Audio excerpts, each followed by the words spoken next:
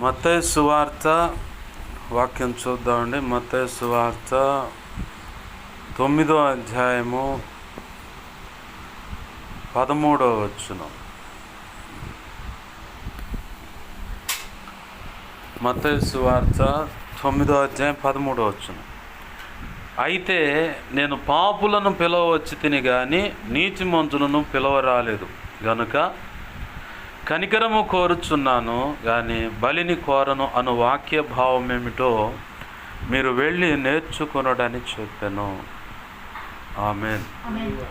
చిన్న మాట ప్రార్థన చేసుకుందాం. ప్రేమగల మా కన్న తండ్రి యేసయ్యా, నీకు వందనాలు, కృతజ్ఞతాస్తుతులు మా ప్రభువా. సర్వకృపా నిధివైన మా తండ్రి, నీ శ్రేష్టమైన వాక్యము దేవా మాకు అనుగ్రహించినందుకు కృతజ్ఞతాస్తుతులు. ఈ వాక్యాన్ని విరవండి. ఈ వాక్యము చాటున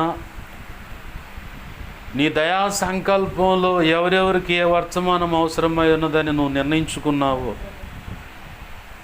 ఆ వర్తమానమే ఈ లేఖనాన్ని విరచి దాని చాటు నుంచి బయటకు తెచ్చి నీ మనసులో ఉద్దేశించుకున్న సంగతులే బయటకు తెచ్చి మీ పక్షం వహించిన మీ దాసుని నోట ఉంచి మీరే నాతో మాతో అందరితో సూటిగా తేటగా స్పష్టంగా మీరు మాట్లాడండి. మా అందరికి వినగలిగిన చెవును, గ్రహించగల మనసును, లోబడి హృదయాన్ని వాక్యానుగుణంగా జీవించే కృపను కూడా మాకు దయచేయండి. ఉపదేశాన్ని అడ్డగించాలని ప్రయత్నం చేస్తున్నది దుష్టుడు, వాడి దూతలు, చీకటి అంధకార శక్తులు మరి ఏవున్నా యేసు నామములో నీ మహాపునరుద్ధాన శక్తి ద్వారా వాటిని ప్రభువుని బంధిస్తూ నిత్య నరకానికి విసిరి కొడుతున్నా. అక్కడే ఇప్పుడు యేసునామములో వాటి ప్రభువు లయమైపోనుగా. నా చుట్టూరు మా చుట్టూరు ఈ గృహము, ఈ గ్రామం, కాలనీ, గ్రామం, పట్టణం సమస్తం చుట్టూ ప్రార్థనలో నీ చిత్త ప్రకారం ఏకీవిస్తున్న వారి చుట్టూరు కూడా వారున్న ఇల్లు, గ్రామం, పట్టణం, రాష్ట్రం, దేశ సమస్తం చుట్టూ సిలువ రక్తము కంచిన, రక్షణ కంచిన, అగ్ని కంచిన నీ దేవదూతల అగ్నివడరావం చుట్టూ కావలిగుంచు. నీ మహిమేగా నీ జ్ఞాపకం చేయడు సమస్తంపై ఆవరింపచ్చే. నీ చేతిని ముందు దాచిపెట్టు.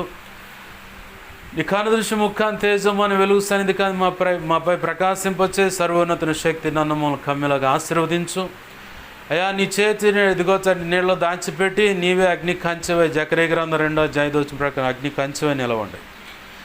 సినాయి పర్వతంగా మేమున్న ఈ ప్రాంతాన్ని మార్చి స్తుతి సింహాసనాసీనుడివై నువ్వండి దేవా. నీలోంచి ప్రభా నలుదిక్కులకు బయలుదేరి చేసి నీవే నాతో మాతో మాట్లాడమని బయటలాడుతున్నాను. నీ పక్షం వహించిన నేను ఎంత బలహీనో నీకు బాగా తెలుస్తున్నా. సమస్త విధేయతల అతిక్రమ దోషాలు, ఆజ్ఞాతిక్రమంలో క్షమించి పరిశుద్ధ శిలువ రక్తంతో కడిగి పవిత్రపరచు, శుద్ధ జలంతో కడిగి పవిత్రపరచు, పరిశుద్ధ ఆత్మజ్ఞలను పుట్టని శుద్ధ శివనంగా మార్చు. నీ ఆనంద తైలాభిషేకం పరలో శుద్ధ శివన తైలు నా నిత్యం ఇంకనూ గొప్పగా ఉంచి. ఇర్మియా 1:9, 10, 18 ప్రకారం 19 ప్రకారం నీ కృప దయచి. యెషయా 57:16 ప్రకారం నీ కృప దయచి. అపోస్తలుల కార్యం 4:27-37 ప్రకారం నీ కృపను అయ్యా. మత్తయి 10:1-7-20 ప్రకారం నీ కృపను నాకు తెచ్చి.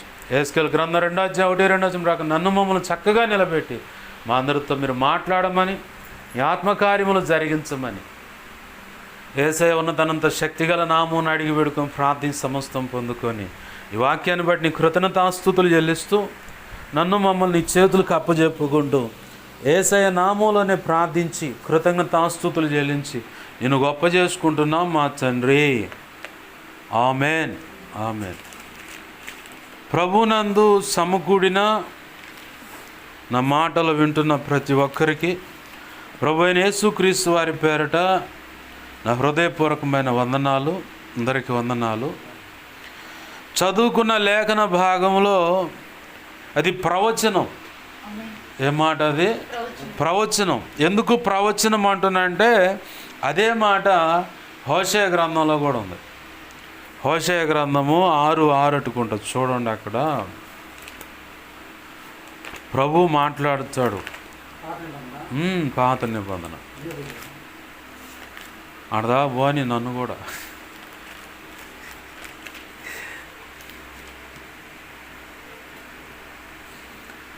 747వ పేజీ 6వ అధ్యాయం 6వ వచనం అన్నమాట. హోషేయ. అక్కడ ఏమాట ఉంటుందంటే నేను బలిని కోరను కానీ కనికరమునే కోరుచున్నాను. దహన బలుల కంటే దేవుని గూర్చిన జ్ఞానము నాకు ఇష్టమైనది.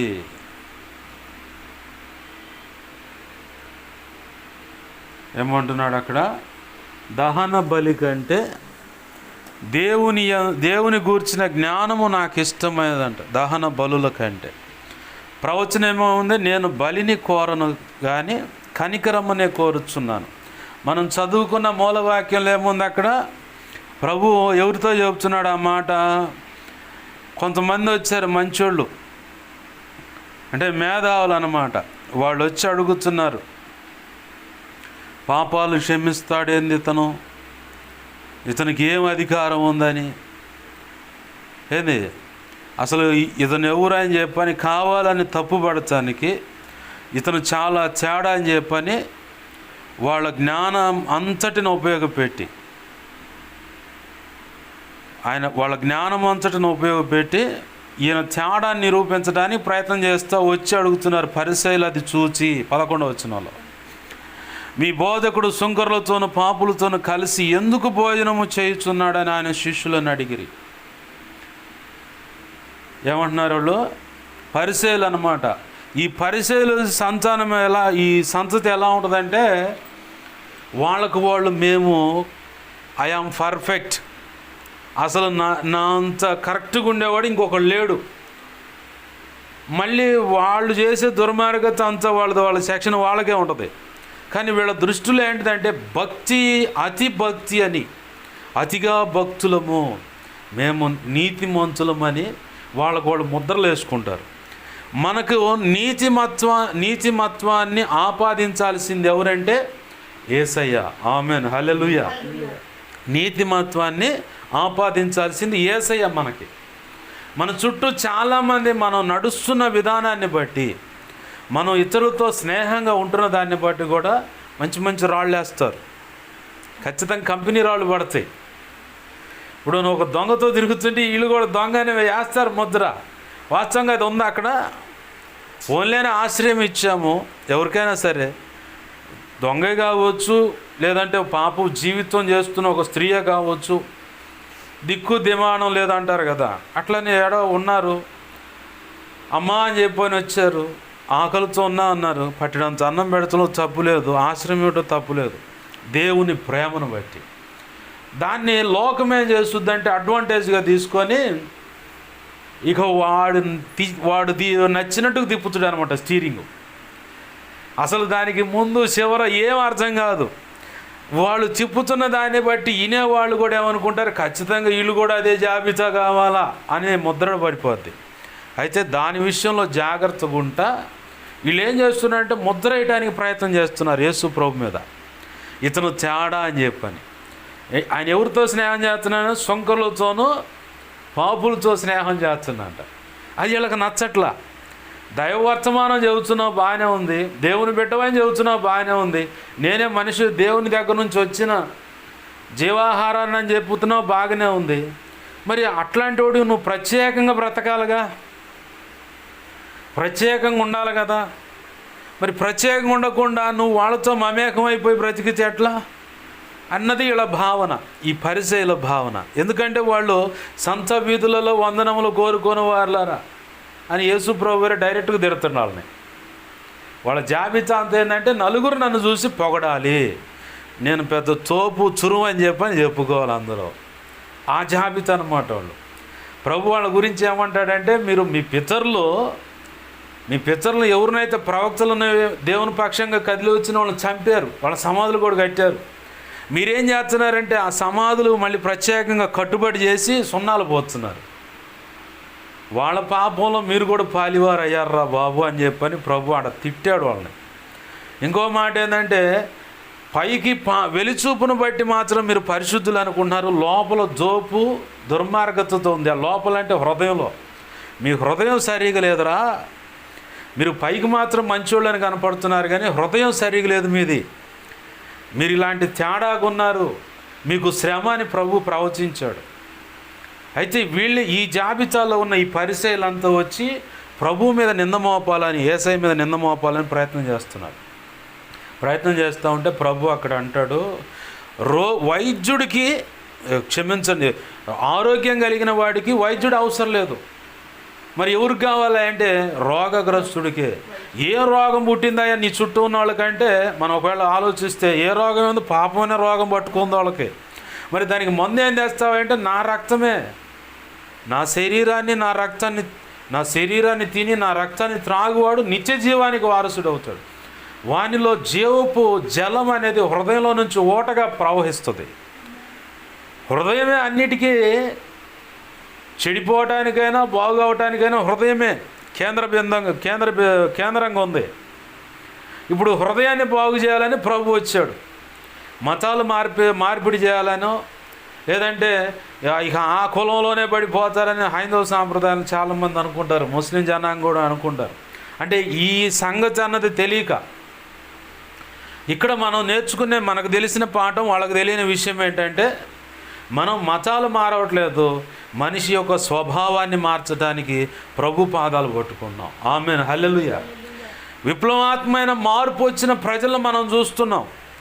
ఆ సాక్ష్యాలు విని మనం కూడా సరిచేయబడి నేను కూడా దేవుని కొరకు ఇలాగా బ్రతకాలని పరితపిస్తూ అలానే భక్తి సాధన చేస్తున్నాం. ఈ రుచి వాళ్ళకి తెలియదు కాబట్టే ఈ పరిచయాలు వచ్చి భూతార్థం వేసి ఏదైనా దొరుకుతుందని ఎతుకులాట అన్నట్టుగా మన చుట్టూ కూడా చాలామంది అలా వెతుకుతుంటారు. ఏంది అయినంత మాత్రాన వాళ్ళు ఏదో అన్నంత మాత్రాన మనకు వచ్చి పడిందేం లేదు. కానీ మన జాగ్రత్తలో మనం ఉంటే దేవుని పాదాలు పట్టుకొని కొనసాగాలి. ఆమేన్, హల్లెలూయా.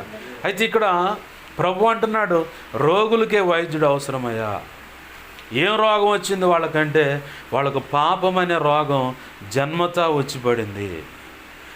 ఆ స్వభావాన్ని బట్టి వాడు చిన్ననాటి నుంచే లేదా ఆమె చిన్ననాటి నుంచే కర్మత పాపాన్ని కూడగట్టుకోవడం పూనుకున్నారు. ఆ జన్మత ఈ కర్మత వచ్చిన పాపం నుంచి బయటపడాలంటే, ఆ రోగం నుంచి బయటపడాలంటే నేను ఖచ్చితంగా కావాలని ప్రభు మన కోసం దిగి వచ్చాడు. ఆమేన్, హల్లెలూయా. ఆయన జ్ఞాపకం చేసుకుంటూనే పరిశుద్ధమైన శరీరం రక్తం మనం తీసుకున్నాం. అవునా? ఆయన జ్ఞాపకం చేసుకుంటూనే మన కోసం ఇంత శ్రమ అనుభవించాడని జ్ఞాపకం చేసుకుంటూనే తీసుకుంటా ఉన్నాం. అలాగనే ఆయన శ్రమ పొందింది ఎందుకంటే నీకు ప్రతిగా అన్నది సాక్ష్యం ఇవ్వటానికి కూడా తీసుకుంటున్నాం. అవును కదా? అయితే ఇక్కడ ప్రభు అంటున్నాడు పరిసయ్యులతో, బలిని నేను కోరుకోవట్లేదయ్యా, కనికరాన్నే కోరుకుంటున్నాను.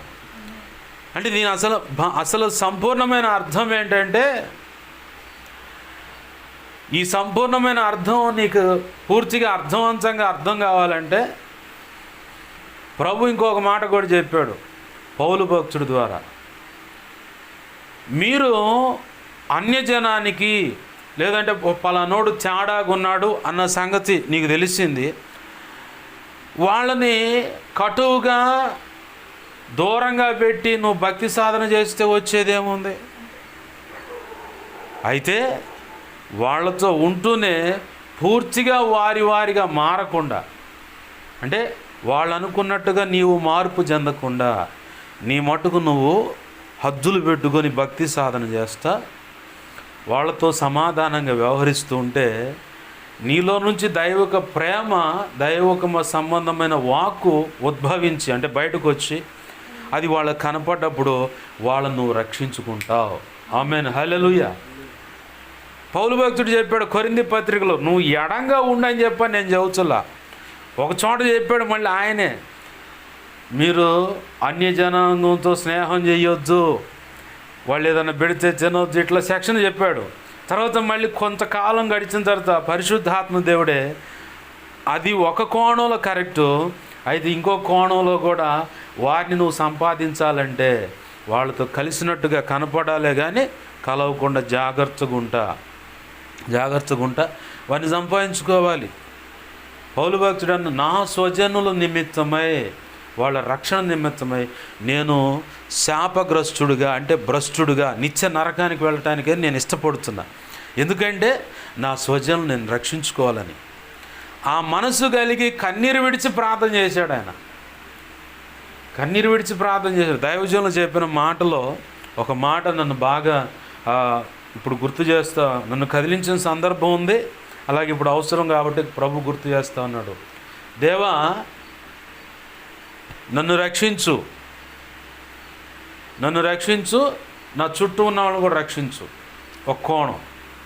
ఇంకొక కోణం ఏంటంటే, నన్ను రక్షించావు కదా, మోసే భక్తుడు అడ్డం పడ్డట్టు అనమాట. ఈ సమాజం ప్రజలందరినీ నన్ను రక్షించు, నన్ను చంపైనా సరే ఈ సమాజం ప్రజలను, నా వాళ్ళందరిని కూడా రక్షించు. ఇంకా నేను బతికి ఉపయోగం ఉందా అని చెప్పని తీర్మానంతో ప్రార్థన చేస్తే స్కాట్లాండ్ అనే ప్రాంతం మొత్తాన్ని దేవుడు ఆయనకి ఇచ్చాడు. ఒకటే ప్రార్థన చేశాడు, దేవా నన్నన్నా తీసుకో, నా ఈ దేశాన్నన్నా నాకు ఇవ్వు, నన్నన్నా చంపే.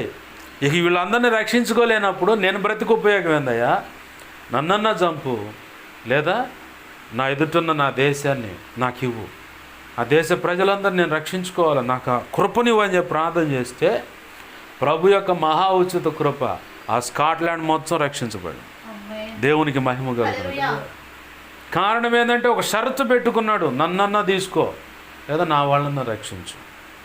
ఎందుకు ఈ బ్రతుకు అని చెప్పని ఒక అడ్డుబండ అనమాట. పౌలు భక్తుడిలో కూడా ఉంది ఈ భావన. అందుకే ఆయన అంటాడు, నా స్వజనుల నిమిత్తం నేను శాపగ్రస్తుడిగా మారిపోవడానికి కూడా ఇష్టపడుతున్నాను.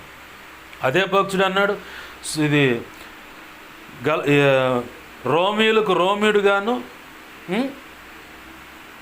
ఇక ఆ ప్రాంతంలో ఉన్న వాళ్ళకి పరిసేయులకు పరిసేయుడుగాను, సద్దుగాడుగాను నేను ఉన్నట్లే ఉన్నాను, కానీ అట్లా మారిపోలేదు. ఎందుకంటే వాళ్ళని సంపాదించుకోవాలి కాబట్టి, వాళ్ళని ఎలాగైనా నేను సంపాదించుకోవాలి కాబట్టి. కారణం ఏంటంటే ఇక్కడ ఈ భక్తుడు పౌలు భక్తుల్లో కానీ మోసే భక్తుల్లో కానీ మనకు కనపడ్డ ఒక కోణం ఏంటంటే కనికరం. కనికరం యొక్క విలువేంటో వాళ్ళు పసిగట్టారు. ఆ కనికరం అనే సంగతి లోకానికి తెలియదు కాబట్టే, కనికరం అనే సంగతి లోకానికి తెలియదు కాబట్టే వాళ్ళకు నచ్చినట్టు ఎట్లా పడితే అలా మాట్లాడుతూ ఎలా పడితే అలా వ్యవహరించారు. కానీ ప్రభు కనికరం అనే విషయాన్ని, ఎంత కనికరం యొక్క విలువేంటో ఈ పౌలు భక్తుడును మోసే భక్తుడు గ్రహించారు కాబట్టే వాళ్ళు అడ్డుపడ్డారు. అడ్డుపడి కొంతలో కొంత ఉగ్రతను ఆపగలిగారు. మోసే ఉగ్రతను ఆపగలిగాడు. కొంత సమయం వెచ్చించినా కానీ వీళ్ళ స్వభావం మారలేదు కాబట్టి వాళ్ళు అరణ్యంలో రాలిపోయారు. కానీ పౌలు భక్తుడి దగ్గరకు వచ్చేసరికి ఆయన దేవునికి అడ్డుపడి ఇలా ఉండాలనుకున్నాను ప్రభు, ఇది పరిస్థితి, వాళ్ళని రక్షించు ప్రభు అని చెప్పని అడిగినప్పుడు ప్రభు యొక్క మహా ఉచిత కృపను బట్టి ఆ తర్వాత వాళ్ళు రక్షించబడ్డారు. ఆమేన్, హల్లెలూయా. ఏంది, ఆ తర్వాత వాళ్ళు రక్షించబడ్డారు. కారణం ఏంటంటే కనికరం యొక్క విలువ ఎరిగారు. కనికరం అంత గొప్పది.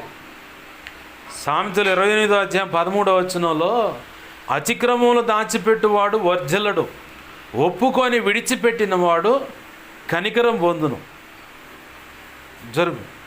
ఒప్పుకొని విడిచిపెట్టిన వాడే ఏం పొందుతాడట? కనికరాన్ని పొందుతాడంట. కనికరానికే దేవుడు యేసు ప్రభు వారు కనికరము అనే మాటను ఎందుకు మన ముందుకు తీసుకొస్తున్నాడంటే, ఆ కనికరం మాట తీర్పు రోజున అడ్డుపడుద్దంట. ఎప్పుడు? తీర్పు రోజు అడ్డుపడుద్ది ఆ కనికరం. పేతురు రాసినటువంటి పత్రికలు అట్టుకుంటే ఆ మాట ఉంది.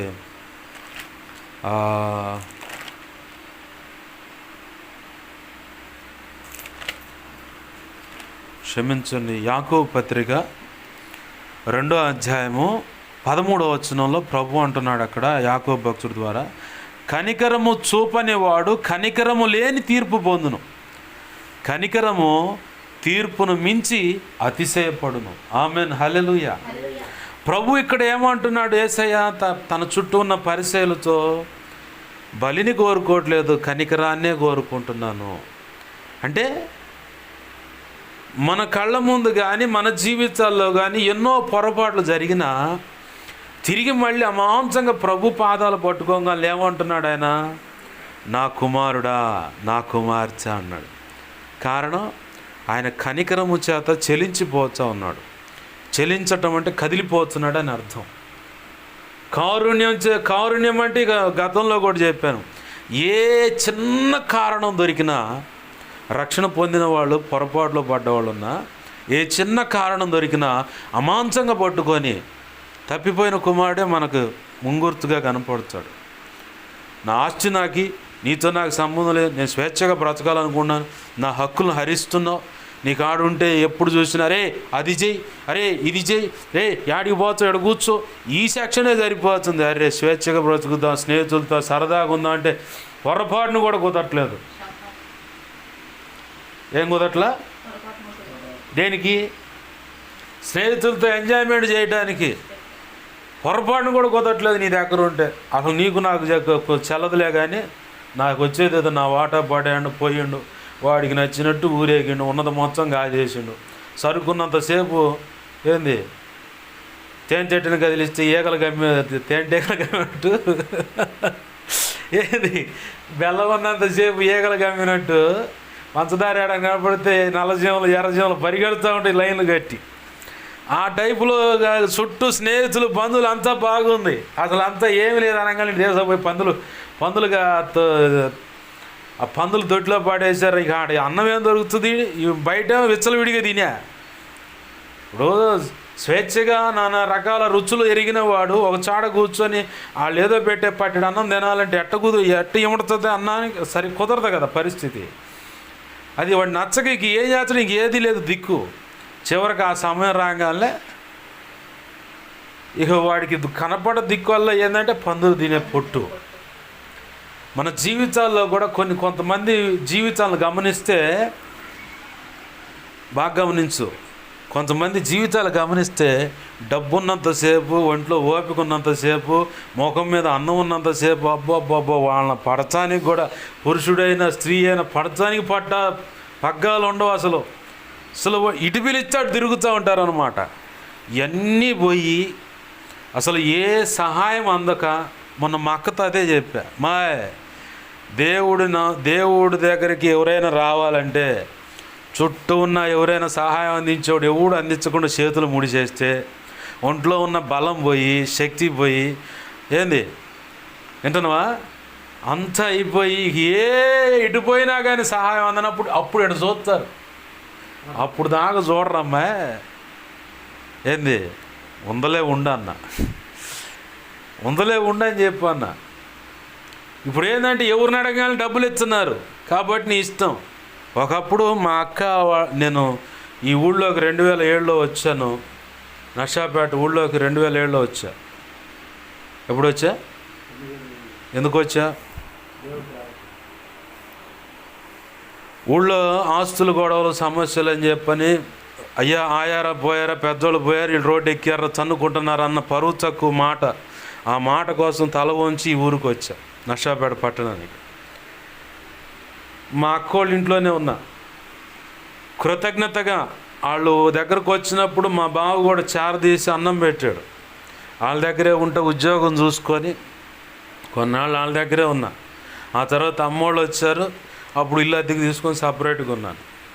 మా అక్కోళ్ళు ఉన్నప్పుడు ఒకప్పుడు మా బాబాయ్ వాళ్ళు ఇంట్లో ఉండేవాళ్ళు. ఆ తర్వాత ఆ బాబాపేట గేటు కాడ ఇప్పుడు మా పాష్ గారు వాళ్ళు ఉంటున్నారు అక్కడ. ఆ ప్రాంతంలోనే కనీసం బాత్రూమ్ అనేది కరెక్ట్గా లేదు. షీట్ పెట్టుకొని దానికి పైపు తగిలిచ్చి మురికి కాలంలోకి వెళ్ళిపోద్ది. ఇక చుట్టూ తాటాకులు, పైన కప్పే ఉంటుంది ఇక తాటాకులకి, అది డివైడర్ మురికాల మీద పెట్టి ఉంది. అలా ఇంట్లో ఆడవాళ్ళు స్నానం చేయాలంటే వరండాలో స్నానం చేయాలి, ఆ నీళ్ళని బయటకు పోతాయి.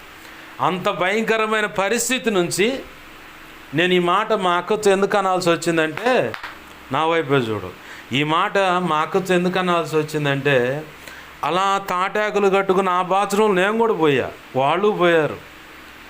ఆ స్థితి నుంచి ఇప్పుడు కొంచెం లగ్జరీ డూప్లెక్స్ ఇల్లు, డబుల్ బెడ్రూమ్లు ఇలా 6-7 వేలు అద్దెగా తీసుకొని ఉండే పరిస్థితికి వచ్చారు. బాగుంది. మొన్న హాస్పిటల్లో ఆ బాత్రూమ్లు అంతా నీచంగా ఉన్నాయి. ఆడకు పోయి కూర్చుంటే అసలు వచ్చే బాత్రూమ్ కూడా రాదు, ఎవడరా ఆడ కూర్చునేదని.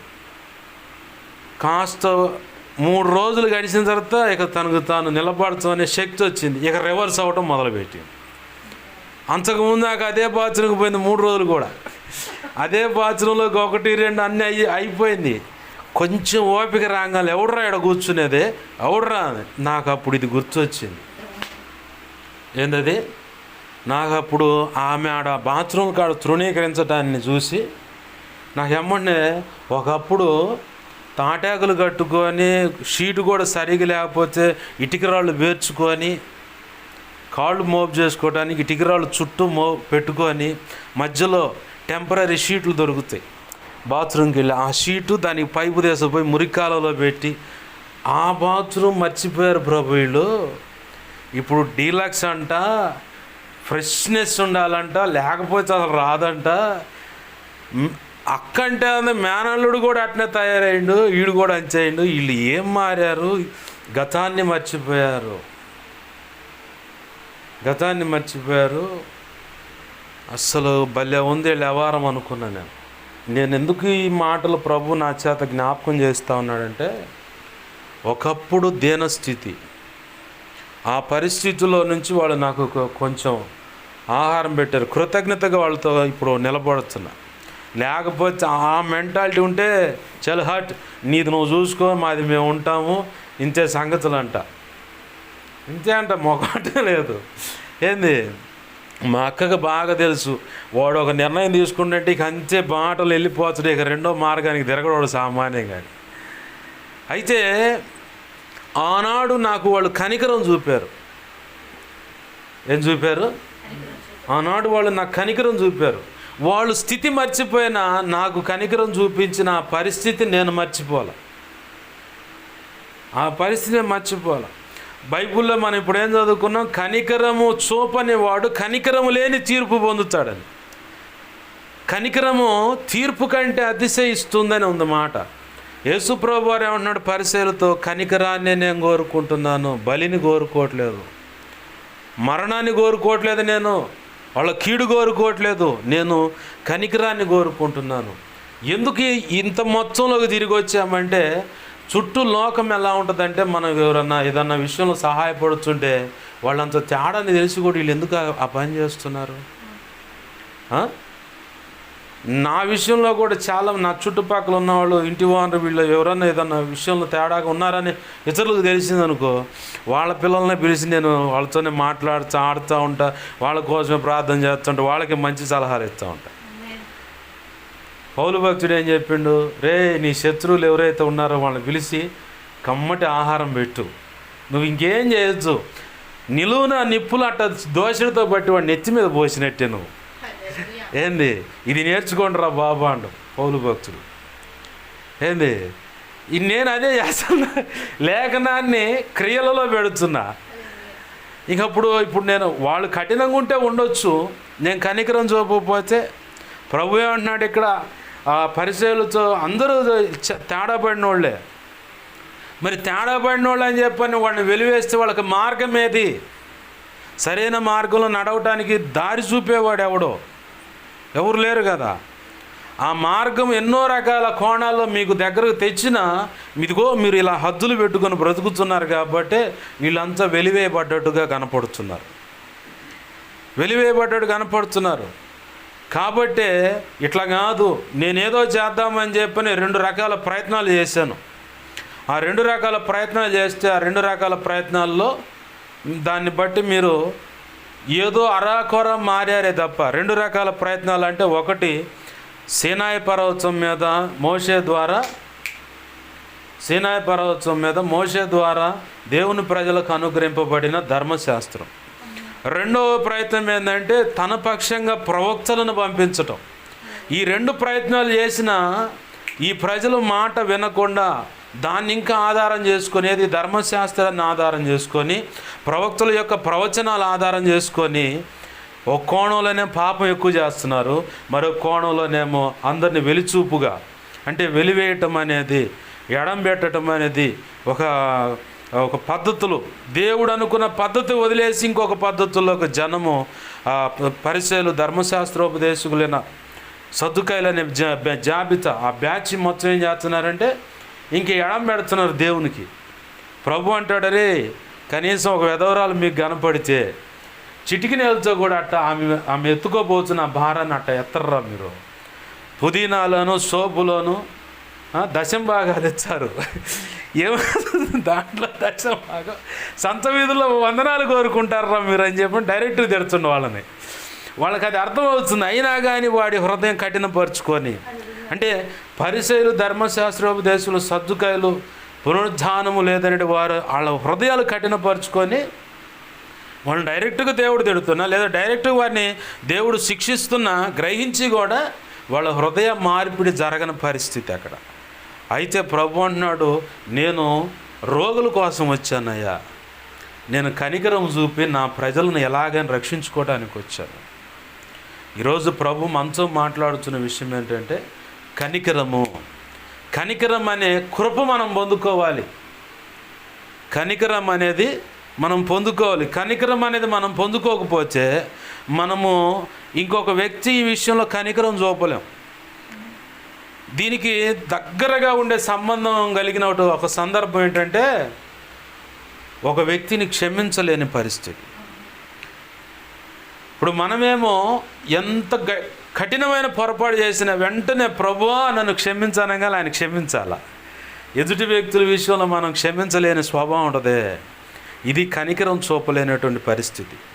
అదే దేవుడు ఏమన్నాడు పరలోక ప్రార్థనలో, అయ్యా మా రుణస్థులను మేము క్షమించి ఉన్న ప్రకారం, అంటే మనకే పెట్టాడు ముందు ఆఫరు, నువ్వు ఎలాగైతే క్షమిస్తావో అలాగనే నీ ఎడల పొరపాటు చేసిన వారిని ఎలాగైతే క్షమిస్తావో అలాగనే ఎదుటి వారిని నిన్ను కూడా అలాగనే క్షమిస్తాను నేను అని ఆ ట్విస్ట్ పెట్టాడు ఆ పరలోక ప్రార్థనలో. కాబట్టి ప్రభు నాకు నేర్పింది అయితే ఎవరైనా ఏదన్నా గాయం లోతుల గాయం కలుగజేసే సందర్భం ఉన్నా పొరపాటున మనసులో కూడా ఎటువంటి చెడు ఉద్దేశం పెట్టుకోకుండా, చెడు తలంపు పెట్టుకోకుండా ఒకటే ప్రార్థన చేస్తే ప్రభు వాళ్ళకి తెలియదు, క్షమించు, నువ్వు చూసుకోవాలి సంగతి, నాకు సహాయం చేయ ప్రభు అని చెప్పని. ఎందుకంటే ఈ పరలోక ప్రార్థన గుర్తొస్తుంది నాకు ముందు. మా రుణస్థులను మేము క్షమించున్న ప్రకారం, అంటే మా ఎడల పొరపాటు చేసిన వారిని మేము ఎలా అయితే క్షమిస్తామో అలాగే నువ్వు నన్ను క్షమించు ప్రభు అని పరలోక ప్రార్థన చేస్తున్నావు. అందుకని నేను తొందరగా పరలోక ప్రార్థన చేయను, నాకు భయం, నేను ఎక్కడన్నా ఎవరినన్నా క్షమించలేని పరిస్థితిలో ఉన్నానేమో అని చెప్పని ఆ ప్రార్థన చేస్తుంటే నాకు ముందు అదే గుర్తొస్తుంది. నన్ను అభిషేకించిన దైవజనుడు అదే చెప్పాడు, ఆయన కూడా చేయడంట పరలోక ప్రార్థన. ఎందుకంటే ఎవరు నన్ను క్షమించలేని పరిస్థితి ఉంటే నేను తేడా పడుతుంది వ్యవహారం అని చెప్పాను ఒక్క కోణం అయితే. ఎందుకు ఆయనకి అది ఇష్టం లేదంట. ఇంకొక కోణం నేను దాని గురించి ఆలోచించినప్పుడు పరలోక ప్రార్థన అంటే అప్పటికప్పుడు ముగించేస్తున్నట్టుగా కనపడుద్ది. కాబట్టి నువ్వు 24/7 అన్నట్టుగా బారుకు ఒకటే ప్రార్థన కాబట్టి ఎప్పుడో ఒకరోజు చేయొచ్చు, కానీ నువ్వు ఆ ప్రార్థన చేయకుండా మామూలుగానే ప్రార్థన చేయండి ప్రభు. ఎందుకంటే దాంట్లో కొన్ని విశిష్టమైన విలువైన సంగతులు దాచబడి ఉన్నాయి ఆ పరలోక ప్రార్థనలో కూడా. ప్రభు ఈరోజు నీతో నాతో మనందరితో మాట్లాడుతున్న మాట కనికరము. కనికరాన్ని కోరుకోవాలి. మన ఎడలో ఎవరైనా పొరపాట్లు చేసినా కానీ వారిని క్షమించే స్వభావం కలిగి ఉండాలి. వారికి మనం కనికరం చూపినప్పుడు ఒకవేళ తీర్పు దినాన మన జీవితాల్లో ఏదైనా పొరపాట్లు ఒప్పుకోని విషయాలు ఉంటే ఆ రోజు తీర్పు దినం రోజు యాకోబు పత్రికలో చెప్పినట్టుగా తీర్పు కంటే కనికరమే అతిశయిస్తుందని చెప్పినట్టుగా అతిశయిస్తుంది. ఆ కనికరమే అడ్డొచ్చి పడుతుంది. మనల్ని పరలోక రాజ్యంలోకి పోకుండా ఏదన్నా మనకు అడ్డుపడి ఉంటే మనం ఎవరి ఏడల కనికరం చూపిస్తున్నామో ఆ కనికరం వచ్చి మనకు ఆడ అడ్డుపడి నా బిడ్డల విషయంలో ఇలా నువ్వు చేసావు కాబట్టి ప్రభు అన్నాడు కదా, నేను రోగినై ఉంటే నన్ను పరామర్శించి వచ్చారు, నేను చెరసాల్లో ఉంటే నన్ను చూడటానికి నాతో మాట్లాడటానికి వచ్చారు, నేను ఆకలితో ఉంటే పట్టడంత అన్నం పెట్టారు, వస్త్రహీనుడిగా ఉంటే నాకు వస్త్రాన్ని ఇచ్చారు. పక్కన వాళ్ళు అంటారు నువ్వెప్పుడున్నావు ప్రభు అంటే నేను ఎలా ఇప్పుడు చెప్పబడిన సందర్భాల్లో ఎవరైనా ఉంటే వాళ్ళకి ఏదన్నా సహాయం చేస్తే అది నాకు చేసినట్టే అన్నాడు.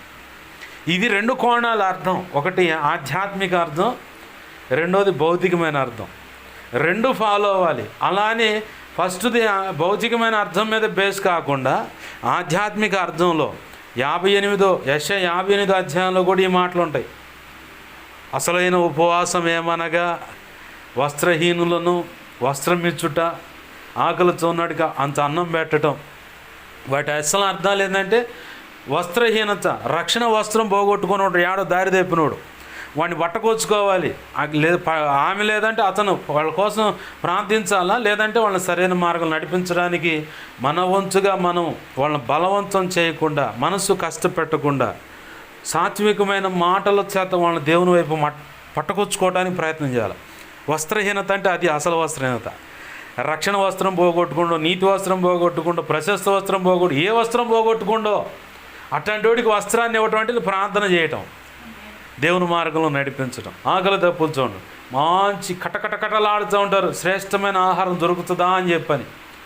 ఏది వాక్యమైన ఆహారం విసిదపరిచి విపులంగా వాళ్ళకి అర్థమయ్యే రీతిగా చెప్పే ఆ దైవజనులు ఎక్కడున్నారా, అలాంటి వాక్యం మాకు ఎక్కడ దొరుకుద్దని ఆతృతగా పరితపిస్తూ, అంటే ఒగర్చుచున్నట్టుగా, ఒగర్చటం అంటే సొల్లు గారటం అనమాట.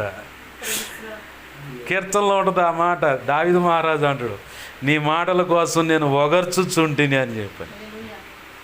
ఒగర్చటం అంటే సొల్లు గారటం అనమాట. నోట్లో నుంచి లాలాజలం అధికంగా ఊరినప్పుడు ఆ నీరు బయటకు వస్తాడు, దాన్నే సొల్లు గారుచుండ్రీడు అని చెప్పని అంటారు. అది ఒగర్చుచుంటిని అంటాడు. అలా దేవుని మాటల కోసం ఆతృతగా పరితపించేవాళ్ళు ఉంటారు. వాళ్ళకు దేవుని మాటలు అందించటం, ఆకలితో ఉంటుంది, ఆధ్యాత్మిక ఆకలి. రోగగ్రస్తులంటే వాత వేయబడ్డ మనస్సాక్షి కలిగి ఉంటారు, కఠినమైన హృదయం కలిగి ఉంటారు. వాళ్ళ కోసం కూడా ప్రార్థన చేయాలి. స్వస్థత పొందినట్లుగా హితబోధన అనేది వాళ్ళకి అందించినప్పుడు, ఇలా ఉండి ఇలా జరుగుతుంది, ఇది ఇలా ఉండాలని చెప్పి అందించినప్పుడు వాళ్ళు సరైన మార్గంలోకి వస్తారు. అలాగనమాట. అక్కడ యెషయా 58వ అధ్యాయంలో కానీ ఇక్కడ ప్రభు చెప్పినటువంటి ఉపమానం, వస్త్రహీనుడిగా ఉన్నప్పుడు నాకు వస్త్రాన్ని ఇచ్చారనేది, ఆ ఉపమానాన్ని ఈ రెండింటిని దగ్గర పెడితే వచ్చే అర్థం ఇదే. అది ఏ కోణంలో అయినా సరే. బీదలైన వాళ్ళంటే బీదలైన వాళ్ళు రెండు రకాలు. ఒకటి తినడానికి కూడా కటువైన వాళ్ళు, రెండవది వాళ్ళ జన్మత కర్మత పాపాల నుంచి బయటపడలేని వాళ్ళు. బీదలైన వాళ్ళు వాళ్ళే. బీదలైన వాళ్ళకి ధర్మశాస్త్రం చెప్పిన మాట ఏంటంటే, ఆ పాప పరిహారార్థమైన బలికి 2 గువ్వలను తెచ్చుకోండి, లేదా 2 పావురు పిల్లలను తెచ్చుకొచ్చుకొని బలి అర్పించండి. ఉన్నవాడేమో ఇన్ని కోడలు, ఇంత పిండి, ఇంత నూనె, ఈ దేశం ఇంత నైవేద్యానికి సంబంధించిన అన్నీ తీసుకురావాలా, దంచి తీసిన ఒలివ నూనె ఇట్లా తీసుకురావాలరా. లేనోడికేమో ఆ 2 ఆఫర్ ఇచ్చాడు. గువ్వలైన 2, పావురాళ్ళైన 2 తెచ్చి బలి అర్పిస్తున్నాడు. యేసయ్య 8 రోజులు సున్నతి జరిగించేటప్పుడు పేరు పెట్టాలని వచ్చిన దేవాలయానికి వచ్చిన వాళ్ళు ఏం చేశారు? 2 గువ్వలను తీసుకున్నారు. అదే ఉంది లోకా సువార్తలో 2వ అధ్యాయంలో అయ్యే ఉంది. 2 గువ్వలను తెచ్చుకున్నారు. అంటే బేదలైన వాళ్ళు. అంత ధర్మశాస్త్రం ప్రారంభంలో చెప్పినంత సామర్థ్యం లేదు కాబట్టి 2 గువ్వలను తెచ్చారు. ఇప్పుడు ఆ సామర్థ్యం కూడా లేని ప్రజలు ఉన్నారు మన చుట్టూ. అంటే రక్షణ పొందటం ఎలానో, దేవుణ్ణి పొందుకొని ఐశ్వర్యవంతులు అవ్వటం ఎలానో, ధనవంతులు అవ్వటం ఎలానో తెలియని ప్రజలు ఉన్నారు మన చుట్టూ.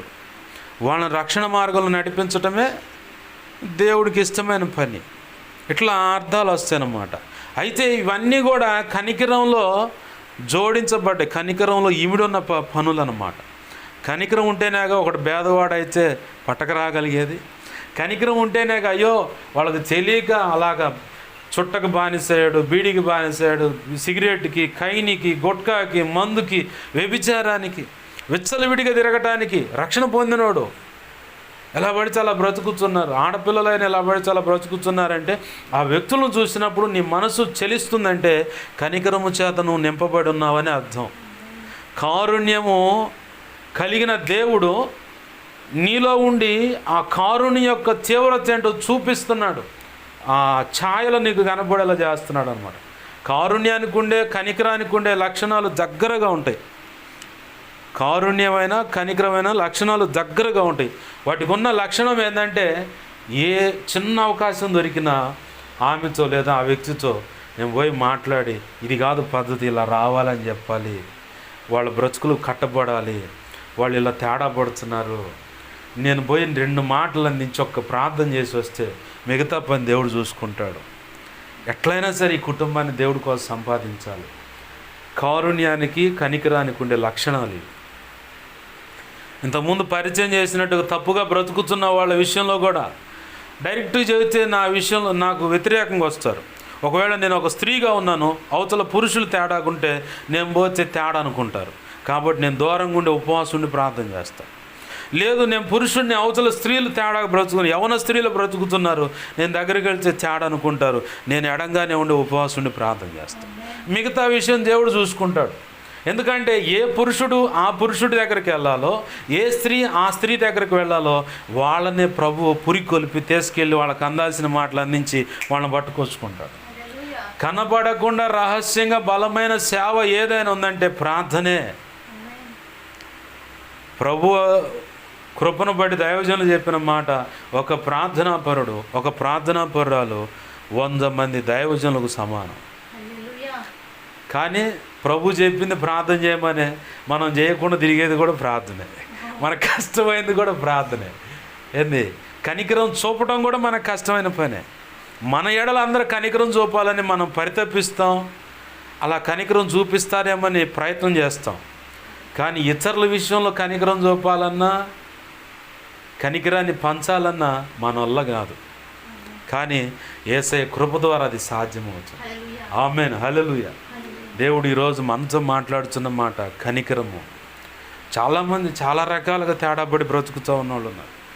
వాళ్ళ ఎడల యేసయ్య ఎలా అయితే ఇప్పుడు తీసుకున్న ప్రభు మనకు అనుగ్రహించినటువంటి మూల వాక్యం ఏదైతే ఉందో, సుంకర్లు పరిసేలంటే సుంకర్లు, అలాగనే పాపులంటే ఈ పరిసేలకు పొరపాటును కూడా నచ్చదు. అంటే వాళ్ళ విషయంలో సుంకరైన జక్కయ్యకి ఏం బిరుదు ఇచ్చారు? ఆ ప్రాంతంలో ఉన్న యూదులంతా పాపి అయిన ఈ మనుష్యుడు. సుంకరంటే పాపి, కనీసం అట్ట ముట్టుకోవటానికి కూడా ఇష్టపడరు వాళ్ళు. వాడి నీడబడినా కానీ మనకు మయలంటింది. ఒకప్పుడు భారతదేశంలో ఉన్న సంస్కృతిలాగా దళితులు వస్తే వాళ్ళ బజార్లో వెనకమాల తాటాకు సగానికి నరికింది కాదు, బాగా ఎండిపోయింది, మట్ట అంత ఊడిపడుద్ది చూడు, దాన్ని నడుంగు కట్టుకోవాలి. తాటాకులో మనం తాటి ముంజలు కట్టుకొచ్చేటప్పుడు ఆకులు మడతేసి సంచిలా కట్టుకొని వచ్చాగా, అక్కడే తాటి కళ్ళు కానీ ఈత కళ్ళు కానీ తాగేటప్పుడు ఆ తాటాకుతోనే చిన్న చిన్న ముంతలు తయారు చేస్తారు. అట్లాంటి ముంత మూతికి కట్టుకోవాలి. ఉమ్ముయాలంటే దాంట్లోనే అని ఊసుకోవాలి, దాన్ని అంతే కట్టుకోవాలి. వీడు నడుస్తూ ఉంటే వెనకమాల ఆ తాటాకు ఈడ్చుకుంటూ వస్తే వాని పాదాల అచ్చులు చెడిపేసుకుంటా పోద్ది. అలా పోయినా సరే ఆనాటి ఉన్న హైందవ సాంప్రదాయంలో ఉన్నటువంటి సద్బ్రాహ్మణులం మేము అన్నటువంటి మంచి మంచోళ్ళు పసుపు నీళ్ళు అలా జల్లుకునేవాడు, శుద్ధ జలం అని. అలాంటి దయనీయమైన పరిస్థితి నుంచి అలాంటి దయనీయమైన పరిస్థితిలో ఒక వ్యక్తి నలిగాడు. ఆ నలుపుడిలో నుంచే గొప్ప ఉత్తేజం, గొప్ప ఉద్యమం అతనిలోంచి రగిలింది. ఏ విధము చేతనైనా సరే నేను మాత్రం మా వారి తల రాతలను మార్చేయాలని చెప్పి నడుము బిగించాడు. ఇంచుమించుగా 37 డిగ్రీలో ఏమో ఆయన సంపాదించింది డాక్టర్ బిఆర్ అంబేద్కర్ గారు. నువ్వు అన్నావు చూడు, అన్నా ఇవాళ అంతా గణతంత్ర దినోత్సవం, ఆదివారం ఆరాధన అన్నా వచ్చినాయి అని చెప్పని ఒక్కడు కష్టపడి బైబిల్ గ్రంథాన్ని కూడా చదివాడు కాబట్టి రాజ్యాంగంలో చెరసాల అనుభవం అనేది ఉంది. బైబిల్లో ఆశ్రయపురం అనేది ఒకడు తప్పు చేస్తే ఆ ఎవడి విషయంలో తప్పు చేశాడో వాడు వచ్చి ప్రాణానికి ప్రాణం తీయకుండా వీడు బరబరబర దగ్గరలో ఉన్న ఆశ్రయపురంలోకి పోయి దాక్కుంటే చాలు. యాజకుడు వచ్చి వాళ్ళ మధ్యలో తీర్పు తీర్చిన తర్వాతనే ఏదైనా, అప్పుడు దాకా వాడు ఆడే ఉండాలి, అక్కడే పోషింపబడాలి. ఇప్పుడు జైల్లో ఏం జరుగుతుంది? తప్పు చేశానని భార్య తల నరిగిపోతాడు. అయ్యా నేను తప్పు చేశాను లొంగిపోతే ఎమ్మటే 4 రోజుల తర్వాత వాళ్ళు ఎవరో ఒకళ్ళు 1,70,000 ఎంతో ఖర్చు పెట్టి జామీందారిని తెచ్చి బెయిల్ తీసుకొని బయటకు వచ్చడు. లేదంటే కొన్నాళ్ళు అలా ఉన్న శిక్ష పడితే ఇన్ని సంవత్సరాలు నాడు ఉంటే తిండి పెడుతున్నారు, వాడికి ఏదైనా అయితే మళ్ళీ ఏళ్ళ సాగుకు వస్తుంది, జైలర్ సాగుకి. ఎందుకు వాడు చచ్చాడు? ఫుడ్ పాయిజనా లేకపోతే ఏమన్నా ఎందుకు, ఏ కారణాన్ని బట్టి వాళ్ళు వచ్చి ఏమన్నా విషపూరితమైనది ఏమన్నా ఇచ్చారా? ఇలాంటి ఆరాలు తెస్తారు. ఇప్పుడు మనకు కనపడుతున్న చెరసాల అనుభవమే బైబిల్లో ఉన్న ఆశ్రయపురం. ఈ బైబిల్ చూడకపోతే ఆ న్యాయ విధులు ఆయనకి ఆడ నుంచి వచ్చాయి. 38 రకాల డిగ్రీలు ఉన్నాయి ఆయనకి, ఒకటి కాదు రెండు కాదు, 38 రకాల డిగ్రీలే ఉన్నాయి. మరి అన్ని డిగ్రీలు సంపాదించిన ఆ పెద్ద మనిషి ఒకరోజు క్లాసులో అందరూ హేళన చేస్తూ ఉన్నారట. మంచినీళ్ళు తాగాలంటే అంబేద్కర్ గారికి ఆ కుండకాడకు పోయి అప్పుడు గరిటెలు పెట్టేవాడు. ఆ గరిటెల అనుభవంలో ఉంచి ఇవన్నీ తీసుకొని తాగబోతునేసరికి పక్కనున్న వాళ్ళు అనేవాళ్ళంట, అవి మా కోసం ఏర్పాటు చేయబడ్డాయి, నీ కోసం కాదు, నువ్వు ఇంటికి పోయి ఇంటికాడ నుంచి నువ్వు నీళ్ళు తెచ్చుకో అని చెప్పని చదువుకునే క్లాస్మేట్స్ అన్నారు ఆ మాట. ఆ తర్వాత విద్యాబుద్ధులు నేర్చుకొని ఒక లెక్చరర్ పాత్రలోకి వచ్చిన తర్వాత కూడా పక్కనున్న తోటి అధ్యాపకులు అంటే ఉపాధ్యాయులు, ఆ అధ్యాపకులు అన్నారు, నువ్వు అలా మంచులు ముంచుకొని తాగడం మాకు ఇష్టం లేదండి, కాబట్టి నువ్వు ఇంటికాడ నుంచి తెచ్చుకోపో అన్నారు. సరే, నేను ఇది తెచ్చుకోవటం ఇష్టం లేదన్నారు కాబట్టి ఇష్టం లేని వాళ్ళు ఎవరు ఇంటికాడ నుంచి తెచ్చుకోండి, నేను మాత్రం తాగేదని తాగాను. అశుద్ధము అంటే మయల అనుకుంటున్నారు కదా, అది మనసులో నుంచి తీసేయండి. మీ మనసుల్లో అది ఉంది. 38 డిగ్రీలు అంటుంటే లాయర్ అయ్యాడు ఏంది? కాదు, 38 కాదు, 32 డిగ్రీలు, 32 డిగ్రీలు సంపాదించిండు ఆయన. ఫారిన్కి వెళ్ళాడు చదువుకోవటానికి. వాళ్ళ క్లాస్మేట్స్ అన్నారట, అరే అంబేద్కర్ ఓవర్ నైట్గా అంత పిచ్చిపెట్టి చదవకూడదురా, చదవాలే కానీ అంత పిచ్చిపెట్టి చదవకూడదురా అంటే తేడా పడతారు అది ఇదని హేళన చేస్తే ఆయన అనుకున్నాడంట, రే మీ జాతి వాళ్ళంతా ఎప్పుడో మేలుకున్నారా, కానీ నా జాతి ఇంకా మేలుకోలేదు, నా జాతి ఇంకా మేలుకోలేదు కాబట్టి అణపబడచబడుతుంది, అణగారి ఇక త్రొక్కివేయబడుతుంది. నేనన్నా మేలుకోకపోతే నా జాతికి వెలుగిచ్చేవాళ్ళు ఎవర్రా అని చెప్పని నడుం బిగించి ఎన్ని నిందలు అవమానాలు. భార్య వచ్చి ఎవరన్నా షాపు పోయి చీర కొనాలంటే ఆ షాపులోకి రానిచ్చేవాళ్ళు కాదంట. షాప్ బయట ఉంటే ఇసిరేసేవాళ్ళు అంట. చీర నీకు ఇలా చేతికిస్తే కూడా మయల అపవిత్రం అయిపోవచ్చు అని చెప్పని షాప్ బయటే ఉంచి చీర ఇసిరేసేవాళ్ళు అంట, చూసుకో అని చెప్పాను. అంత వెలివేతను చూసినటువంటి వ్యక్తి, కనికరము చేత కదిలిపోయిన వ్యక్తి, నా జాతి ప్రజలను ఎలాగైనా సరే నేను మేల్కొల్పుకోవాలి, వాళ్ళనైనా నేను దక్కించుకోవాలి, సరైన రీతిగా పట్టుకొచ్చుకోవాలని చెప్పని నడుం బిగించాడు. కాబట్టే 32 డిగ్రీలు సంపాదించాడు. భారతదేశానికి రాజ్యాంగం కూడా ఆయనే. చాలామంది ఇప్పుడు మేధావులు వచ్చారు, అంబేద్కర్ దేవుంది ఆఫ్టర్ ఆల్ అన్నాడు. ఆ రోజు కొంతమంది ఆ రాజ్యాంగాన్ని సిద్ధపరచడానికి కొంత కమిటీ ఉంది. ఆ కమిటీ అందరు కలిసి ఫైనల్ చేసిన దీంట్లో ఏ వరుసలో ఉండాలో మాకు జాత కావట్లేదు, కానీ అంబేద్కర్ నువ్వు చెయ్యి అని చెప్పి అప్పచెప్తే ఆయన చేసిన తర్వాత ఈరోజు మన దేశానికి రాజ్యాంగం అనేది ఒకటి దక్కింది. ఆమేన్, హల్లెలూయా. నిజమైన రాజ్యాంగం మన చేతిలో ఉంది. ఏది? పరిశుద్ధ గ్రంథం. దీనిని చదివింది ఆయన దేవుడు ఇచ్చిన జ్ఞానాన్ని బట్టి మన దేశానికి రాజ్యాంగం ఇస్తే మన దేశ రాజ్యాంగమే ప్రపంచ దేశాలకు ఆదర్శం. వాస్తవానికి వాళ్ళకి లేదు రాజ్యాంగం. మన దేశ రాజ్యాంగాన్ని చూసే కొన్ని వాళ్ళ నచ్చనీయం తీసేసుకున్నారు, నచ్చిని కలుపుకొని వాళ్ళ దేశాలకు రాజ్యాంగాన్ని ఏర్పాటు చేసుకున్నారు. మన భారతదేశ రాజ్యాంగమే ప్రపంచ దేశాలకు రాజ్యాంగానికి జిరాక్స్.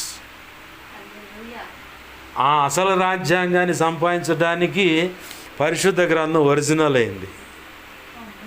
ఈ ఒరిజినల్ అయిన పరిశుద్ధ గ్రంథం ఒక వ్యక్తిని తాకి కదిలించి కనికరం చేత కదిలిపోయేలా చేసి ఇవాళ అంబేద్కర్ మాకు దేవుడయ్యా అని చెప్పుకునేలాగా అణగారిపోయిన దళిత జాతుల వాళ్ళు. ఇప్పుడు మనం అనుకోవచ్చు మేము పలానా ఆసు పలానా కింగు మేము అది ఇది అని చెప్పని. ఏమీ లేవు. అప్పుడు ఉన్నదానిలో ఒకటే, బ్రాహ్మణ సంతానం, వాళ్ళు చెప్పిందే శాసనం. ఇప్పుడు నువ్వు పోయి అయ్యా నేను పలానా ఆసు అన్నావు అనుకో, అప్రాచ్యుడా, ఏది అప్రాచ్యుడా పోరా అవతలకి అంటాడు ఆయన. మనసులైనా అనుకుంటాడు ఈ అప్రాచ్యుడు వచ్చిండే. అప్రాచ్యుడా అనే మాటకు అర్థం ఏంటంటే పరాయి దేశస్థుడా. అది బూచు కాదు, తిట్టు కాదు. పరాయి దేశస్థుడా. అప్రాచ్యుడు అంటే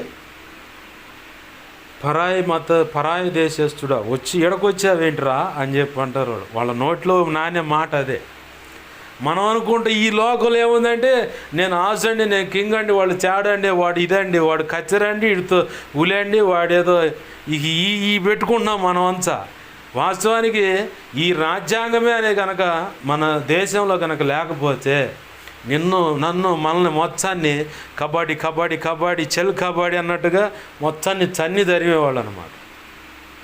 ఆ రాజ్యాంగం మంచి డాక్టర్ బిఆర్ అంబేద్కర్ గారి ద్వారా దేవుడు ప్రేరేపించిన దాన్ని బట్టి ఆయన జీవితాన్ని దారదత్తం చేశాడు. 32 డిగ్రీలు సంపాదించడం సామాన్యమా? అంత తృణీకారం. ఇప్పుడు నేను చూపించినట్టు కచ్చి పీసిరేసినట్టుగా చీర టిసిరేసేవాళ్ళు అంట. వెనకమాల నడుస్తుంటే మంచినీళ్ళు తాగే కాడ కూడా వెలివేత. అన్నీ చూసి కడుపులో రగిలిపోయి ఎట్టనా కానీ వీళ్ళ మొత్తానికి నేను సమాధానం కావాలా, నన్ను చూసి వీళ్ళు మొత్తం ఒక దారిలోకి రావాలనుకుండే. మరి ఆ మహానుభావుడు దేవుడు ప్రేరేపించిన దాన్ని బట్టి దేవుడు నిలబెట్టకపోతే ఆ మనిషి ఆ రాగా నిలబడలేడు. మరి అంత గొప్ప వ్యక్తి దేవుని కృప ద్వారా రాజ్యాంగాన్ని ఇస్తే ఈరోజు మనం జెండాలు ఎగరేస్తున్నాం. గణతంత్ర దినోత్సవం అని చెప్పని జెండాలు ఎగరేస్తున్నాం. ఆ త్యాగమూర్తులు ఎదుర్కొన్నటువంటి ఆ త్యాగమూర్తి ఆయనతో పాటు చాలామంది ఉన్నారు. కానీ ఫైనల్ చేసింది ఈయనే కాబట్టి ఈయనే ముందుకు వచ్చాడు. ఆ వెనకమాల కష్టపడ్డవాళ్ళు. కానీ ఇప్పుడు మనకు కనపడుతున్న పిక్చర్ అని అంబేద్కర్ గారు. అంబేద్కర్ అంటే ఒకడు కాదు, ఆయన సమూహం. వెనకమాల ఎంతోమంది పాటుపడ్డారు. ఏంది పాటుపడ్డారు కాబట్టి మహాత్మా గాంధీ అంటే స్వాతంత్రాన్ని తెచ్చాడు. కానీ స్వాతంత్రాన్ని కూడా కొంతమటుకు తెచ్చాడు. ఆ తర్వాత చాలామంది పాటుపడ్డారు, ఏదో స్వాతంత్రాన్ని సంపాదించుకున్నారు. కానీ రాజ్యాంగం అనేది మాత్రం డాక్టర్ బిఆర్ అంబేద్కర్ గారు, ఆయనతో పాటు కొంతమంది సమూహం ఉన్నారు. వాళ్ళంతా ఫైనల్ చేసి అంబేద్కర్ గారి ద్వారా ఏది ఎట్లా ఉండాలో క్రమశిక్షణగా తీసుకొచ్చిన పరిస్థితులు మాత్రం అంబేద్కర్ గారి ద్వారా. చివరికి నువ్వు నాకు ప్రసంగం చేయమాకు, ఎన్నో డౌట్లు ఉంటే తర్వాత చెప్పు. ఏంది చివరికి రాజ్యాంగాన్ని ఫైనల్ చేసి మన చేతికి ఇచ్చాడు. అది ఉంది కాబట్టి నీకు ప్రభుత్వం ద్వారా ఏదైనా నీకు వసతులు కలుగుతున్నాయి, ఏదైనా రాబడి దొరుకుతుంది. అదే రాజ్యాంగం లేదనుకో నీకు పొరపాటును కూడా ఇప్పుడు వచ్చేదిగా ఏమి రావు. ఇప్పుడు కనుక సనాతన ధర్మము, మా ధర్మాన్ని మేము కాపాడుకుంటాం, మా హిందూ దేశం. అరే అర్థం చెప్పంటారు అంటే ఒకటి చెప్పట్లా. హిందూ దేశం అంటే చిన్నజీర స్వామి గారు అంటాడు, హిందూ దేశం అంటే అసలు దేశమే కాదురా, అసలు హిందూ దేశమా, హిందూ అనే మాట అయితే అక్రమం అని చెప్పని ఆయన ఇంకా నీచమైన మాట మాట్లాడు. ఉన్నాయి, ఆ వీడియోలు ఉన్నాయి. ఏంది హిందూ అనే పదానికి అర్థం లేదు. సింధు లోయలో నుంచి అంటే సింధు నాగరికత నుంచి వచ్చిందే హిందూ అనే పదం అని చెప్పని నానుడి. చిన్నప్పుడు మనం చదువుకున్న పుస్తకాల్లో కూడా అదే విన్నాం, చదివాం కూడా. భరతుడు పరిపాలించాడు కాబట్టి భారతదేశం అనేది వచ్చేసింది. ఇప్పుడు దీన్ని మార్చడానికి ముస్లిమ్స్ క్రైస్తవులు మొత్తం బయటికి వెళ్ళిపోవాలని కొట్టుకొని వస్తున్నారు. నీకున్న హక్కులు మాకు లేవా? ఉన్నాయి కదా, రాజ్యాంగం ఇచ్చింది. ఏందిరా నీకు ఎంత దమ్మేంది, నీకు అంత ధైర్యం ఏంది, ఏం చూసుకోండి అంటే చూడరా రాజ్యాంగం డాక్టర్ బిఆర్ అంబేద్కర్ గారు సవరణలు కొన్ని చేసినవి ఉన్నాయి. ఫలానా ఆధిక్యతను బట్టి, ఫలానా అధికరణను బట్టి, ఫలానా దాన్ని బట్టి, ఇదిగో ఆర్టికల్ ఫలానా దీన్ని బట్టి ఇలాగ నాకు హక్కులు ఉన్నాయి. ఎవడరా నువ్వు మాట్లాడుతాను కానీ ఫుట్బాల్ దాన్ని అనొచ్చు ఎవడన్నా ఎక్స్ట్రాలు చేస్తే. బైబుల్ పట్టుకొని సేవ చేయడానికి వెళ్ళినా ఒఫిరే గారు అయితే ఏకంగా ఒకటే మాట చెప్పిండు, ఎవడన్నా వచ్చి వాదన పెట్టుకుంటే రాజ్యాంగం యొక్క కాపీలు దొరుకుతున్నాయి, ఆ గ్రంథం దొరుకుద్ది, కొనుక్కొని దగ్గర పెట్టుకో. సేవ చేయడానికి వెళ్ళినా, సువార్త చేయడానికి వెళ్ళినా బైబుల్తో పాటు అది కూడా పట్టుకో. ఎవడురా నీకు ఇచ్చింది అక్కండి అనుకో, ఎమ్మనే రాజ్యాంగాన్ని ఓపెన్ చేసి ఆర్టికల్ 25 నుంచి 28 ప్రకారం 25, 26, 27, 28 ప్రకారం ఇదిగో నా మతాన్ని నేను స్వేచ్ఛగా ప్రకటించుకోవటానికి 18 సంవత్సరాలు దాటితే నాకు నచ్చిన మతంలో వెళ్ళటానికి ఇదిగో డాక్టర్ బిఆర్ అంబేద్కర్ గారు ఇచ్చిన అధికారం ఈ రాజ్యాంగంలో ఉంది. నువ్వెవడురా నన్ను ప్రశ్నించడానికని రివర్స్లో కేసు పెట్టవచ్చు పోయి. అందుకే రాజ్యాంగాన్ని ఒక చేతిలో, పరిశుద్ధ గ్రంథాన్ని ఒక చేతిలో పట్టుకొని వెళ్ళండి సువార్త చెప్పండి. కారణం ఏంటంటే నీకు అంత ఫోర్స్ ఉంది భారతదేశంలో రాజ్యాంగం విషయంలో. అలాగనే పరిశుద్ధ గ్రంథంలో కూడా ఒక వ్యక్తిని సంపాదించడానికి ఒక పక్క హక్కులు ఉన్నాయి, మరో పక్క దేవుడు ఇచ్చిన ఆజ్ఞలు ఉన్నాయి. రెండిటిని మనం సమపాళ్ళలో ఆచరణలో పెడితే అప్పుడు మనం నిజమైన క్రైస్తవం అవుతాం. ఎందుకులే నాకు ఎవడు దారినోడు పోతే మనకి ఎందుకని చెప్పి అనుకుంటే మనం అట్నే సగం క్రైస్తవం అయిపోతాం అన్నమాట. మనం నిజ క్రైస్తవం కావాలంటే కనికరం అనేది పొందుకోవాలి. అలాగే రాజ్యాంగం మనకి ఇచ్చిన హక్కులను కూడా అక్షరాల వాటిని ఆచరణలో పెట్టి వాడుకోవాలి. ఎందుకులే ఎవరు గోవాళ్ళు నాకు ఎందుకు లేనిపోయిన తెప్పాలనుకుంటే మనం భారతీయులం కావు, అలాగే యేసయ్య రక్తంలో కడగబడ్డ ఆయన ముద్దు బిడ్డలం కూడా కావు. రెండు, ఎందుకంటే నీకు ఇచ్చింది అవకాశం, రాజ్యాంగం అనేది నీకు ఇచ్చిన హక్కు, అది దాన్ని ఉపయోగపెట్టుకోవాలి. ఇప్పుడు ఎవడన్నా వచ్చి ఏంది అది ఇది అంటే 1 2 3 4 బాగా సున్నాయినైతే బార్ మారని చెప్పని 1 2 3 4 మాట వెనకపోతే వదిలిపెట్టకుండా కొడతామే, దాని అర్థం అదే. చాలామంది ఒప్పిరేగరు యేసు రక్తమే చేయి, ఏం చేస్తావు చేయి అంటూ హల్లెలూయా స్తుతి స్తోత్రం, హల్లెలూయా స్తుతి స్తోత్రం గొద్దటమేనంట. మీరు ఒక చెంప మీద కొడితే ఇంకో చెంప చూపించమని మీ బైబిల్లో ఉందంటే అవును భయ ఒకటి చూపించాం, మరి ఇంకోటి చూపించాలి, ఇంకోటి కూడా చూపిస్తాం, నెక్స్ట్ మేము నిన్ను చూస్తామని చెప్పని నీ చెంపలోనే చెప్పి కొడితే పళ్ళు చెట్టు రాలిపోవాలంట. ఒప్పిరయ్య గారు అయితే అదే చూసుడు, ఒక్కటే కూర్చు. ఇప్పుడైనా సరే 65 వచ్చినాయని చెప్పిన ముసలోడు అనుకుంటున్నారేమో, అయ్యా యంగ్, ఒక్కటే కూర్చురావు. యేసయ్య పని విషయంలో జడగొడతానికి ఎవడన్నా వచ్చినా, రాజ్యాంగం హక్కులని ఎవడన్నా వచ్చినా 1 2 3 4 ఏం చేస్తావు ఇక నీ ఇష్టం, యేసు రక్తమే చేయం, ఏం చేస్తావు చేయ అంటావు గుద్దటమేనంట. ఆ గుద్దేటప్పుడు కూడా హల్లెలూయా స్తుతి స్తోత్రం. ప్రభు ఏం చెప్పాడు తెస్సలోని పత్రికలో, ప్రతి విషయం అందు కృతజ్ఞతాస్తుతులు చెల్లించున్నాను. అలాగనే గుద్దటమే స్తుతి స్తోత్రం. అంటే ఏంద్రీ ఈ కొత్త అంటే మా దేవుడు మాకు చెప్పిందని దేవుడు గుద్దటమేనంట. ఏంది ప్రభు మనకి శ్రేష్టమైన అవకాశం పరిశుద్ధ గ్రంథము, అలాగనే రాజ్యాంగాన్ని కూడా ఇచ్చాడు. ఇలా గణతంత్ర దినోత్సవం అంటే ఎంతోమంది త్యాగమూర్తుల యొక్క వాళ్ళ జీవితాలను పణంగా పెట్టారు. మన కోసం మన యేసయ్య తన జీవితాన్ని, తన ప్రాణాన్ని మన కోసం పణంగా పెట్టాడు. కనికరాన్ని చూపాడు ఆయన. మనం ఎన్నిసార్లు దాయదెప్పుంటాం, మనం తొంగి చూసుకుంటే మళ్ళీ మనకి ఎలాంటి అనుభవం ఉంటుందంటే, ఒకవేళ నా సంగతి ఇలా చెప్తే తెలిసింది కాబట్టి వాళ్ళే నన్ను ఇంకా చిన్న చూపు చూస్తారు, తృణీకరిస్తారు, తక్కువ నాతో మాట్లాడరేమో, ఇలాంటి భావనలతో నింపబడి ఉంటాం. నువ్వు తొంగి చూసుకో, ఎన్నిసార్లు దేవునికి అవిధేయత చూపించుంటాము. ఆయన మహా ఉచిత కనికరాన్ని బట్టి మనం క్షమించబడుతున్నాం, సజీవులుగా ఉంటున్నాం. అదే కనుక ఆయన కనికరాన్ని తీసి పక్కన పెట్టి, కారుణ్యాన్ని తీసి పక్కన పెట్టి, ఆయన అసలు రూపాన్ని, ఆయన అసలు స్వభావాన్ని కనుక మన ఎడల ప్రదర్శిస్తే ఉంటామా? ఒక భక్తుడు ప్రార్థన చేస్తేనే 51 కుప్ప పడ్డాయి. అవునా? ఏలియా ప్రార్థన చేస్తే నేనే దైవజనుడిని అయితే అండు, ఒక్క దెబ్బ ఆకాశం నుంచి అగ్ని వచ్చి అన్న ఈ టైప్ అవ్వాలండు. అట్నే ఒక రౌండ్ వచ్చినోడు 51 మంది, ఇంకొక రౌండ్ వచ్చినోడు 51 మంది, మొత్తం బూడిద కుప్పలుగా పడి ఉన్నాయి. 3వ వరుస వచ్చినోడు జాగ్రత్త పడ్డు, ఏదో మొత్తానికి తేడా కొడుతుందని కుప్పలన్నీ లెక్కేసుకుంటూ వచ్చి ఉండొచ్చు నాకు తెలిసేవాడు. వచ్చి వీళ్ళు రుబాబుగా అహంకారంగా మాట్లాడకుండా ఏలినవాడా అని మోకాలేసి, నీకు మా ప్రాణాలు, నీ ప్రాణానికి ప్రీతిగా ఉండను గాక, దయచేసి కోప్పడమాక, మా రాజుగారు నిన్ను రమ్మంటున్నాడు వత్తవా అన్నారు. బచ్చిమాలాడు. అప్పుడు ప్రభు అన్నాడు, నీ సంగతి వాళ్ళకి తెలిసింది, ఇక నువ్వు వెళ్ళు అహబ్తో కూడా నేను మాట్లాడేలా వెళ్ళాను ఏలియాతో. ఒక భక్తుడు అలా ప్రార్థన చేస్తే నన్ను కుప్పలు పడితే ఇప్పుడు ఆయనే డైరెక్ట్గా వచ్చి ఇంకేమైంది, అసలు సామాన్యంగా ఉంటుంది వ్యవహారం. ఏంది ఆయన ఏంటంటే యుగ యుగాలు ఆరని అగ్ని, మానని ఏదన, ఆగని పండ్లు కొరుకుట, చావని పురుగు అన్న ప్రాంతానికి నువ్వు వెళ్ళకూడదు.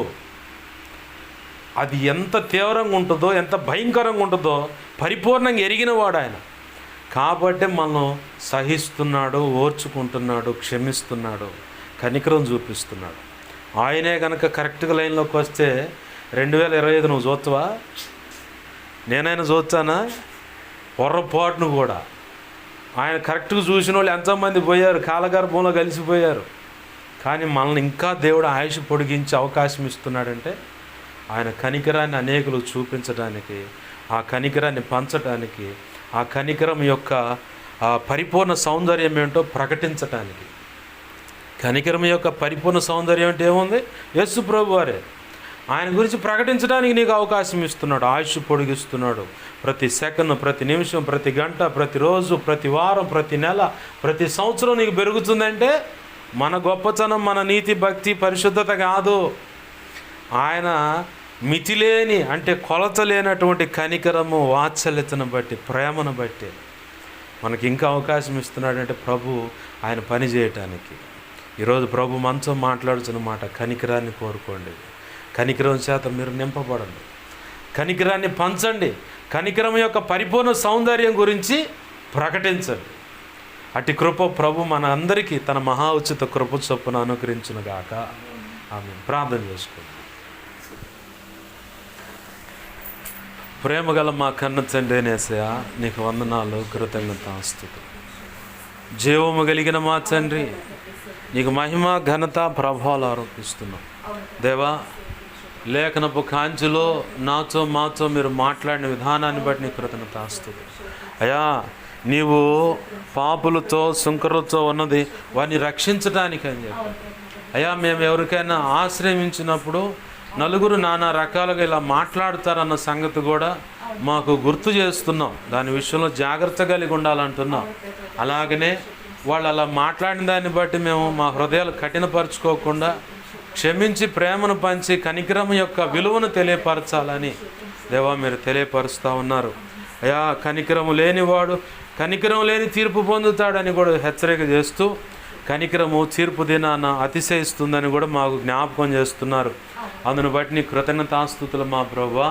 అయ్యా, ఏది ఏమైనా నీ మహా ఉచిత కృపను బట్టి అయ్యా, నీ కృపలో మేము అయ్యా ఇదిగో తండ్రి కనికరాన్ని, అయ్యా కనికరం యొక్క పరిపూర్ణ సౌందర్యాన్ని ప్రకటించే భాగ్యం నాకు మాకు దయచేయండి. అయ్యా, నీవే చూడండి, నడిపించమని బతులాడుతున్నాం మా ప్రభువా. నీ వాక్యాన్ని హెచ్చించుకుంటున్నాం, నీ నామాన్ని ఘనపరుచుకుంటున్నాం మా ప్రభువా. నీవే నీ కృపా కార్యములు జరిగించమని బతిమలాడుతున్నామయ్యా. అయా, కళలో, నిద్రలో, దర్శనాలు, స్వప్నాలు చూపించబడ్డ సమస్తం నీ పాసలను పెడుతున్నాం ప్రభువా. అయా, కళలో, నిద్రలో, దర్శన, స్వప్నాలు చూపించబడ్డ సమస్త చీకటి శోధనటి ప్రభావాన్ని నీ మహాపునరుద్ధాన శక్తి ద్వారా యేసు నామములో ప్రభువా బంధిస్తున్నాం, లయపరుస్తున్నాం. బంధించి లయపరిచినందుకు నీ కృతజ్ఞతాస్తుతులయ్యా, కృతజ్ఞతాస్తుతులు మా ప్రభువా. అయ్యా, నాకు, మాకు, మా మీద ఇంకెవరికైనా కళలో, నిద్రలో, దర్శనం, స్వప్నాలు చూపించబడ్డ సమస్త మంచి కళలో, మంచి దర్శనం, మంచి స్వప్న, నిద్రలో చూసి సమస్త మంచి యేసు నామములో నీ మహాపునరుద్ధాన శక్తి ద్వారా త్వరపెట్టే జరిగేలా చేసి నెరవేర్చుతాయి. యేసు నామములో త్వరపెట్టే జరిగేలా చేసి నెరవేర్చినందుకు కృతజ్ఞతాస్తుతులయ్యా. మా నిమిత్తం ఆయా రీతులుగా ప్రార్థించమని అడిగిన ప్రతి ఒక్కరి అవసరత నీ కృపచేత యేసు నామములో తీర్చబడును గాక. మా కోసం, పరిచర్య కోసం అన్ని విధాలా ప్రార్థిస్తున్న ప్రతి కుటుంబం, ప్రతి ఒక్కరు దీవించబడును గాక. ఆధ్యాత్మిక, భౌతిక, ఆర్థిక, ఆరోగ్యపరంగా కొలత లేకుండా వారు దీవించబడి, బలపరచబడి, అభిషేకించబడి నీ సేవలో గొప్పగా వాడబడును గాక. నీ గొప్ప కార్యాలు జరిగించి నీ చిత్తం నెరవేర్చి నువ్వు మాత్రమే మహిమ పొందమని బతిమలాడుతూ మా ప్రభువా, చేరి వచ్చిన ప్రతి బిడ్డను దీవించి ఆశీర్వదిస్తున్నాను. ప్రతి దేవా బిడ్డల పనుల్లో కడుపును పుట్టిన బిడ్డల చదువుల్లో, కాలేజ్ చదువు, స్కూల్ చదువుల్లో, ఉద్యోగాల్లో, వ్యాపారాల్లో, అన్ని విషయాల్లో చూడండి, నడిపించు అయ్యా. ఇక్కడున్న సంఘ బిడ్డలందరినీ దీవిస్తున్నాను.